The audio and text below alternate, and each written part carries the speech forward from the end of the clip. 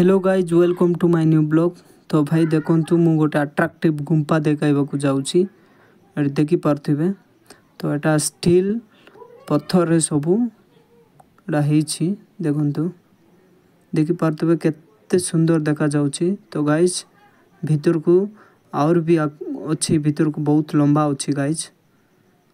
धीरे धीरे मु आपण मानू को देखाई देबी।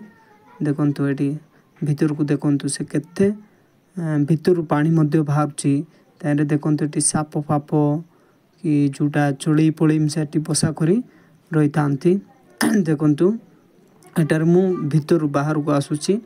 देखि पार्थिबे एटी पानी भी दिसची केते प्योर पानी जेमति कि खरा मसले पी बोले फ्रिज पानी मिसे पारबो सेंती। देखंतु ए गाइस एटी समस्त गां लोक गाधांती।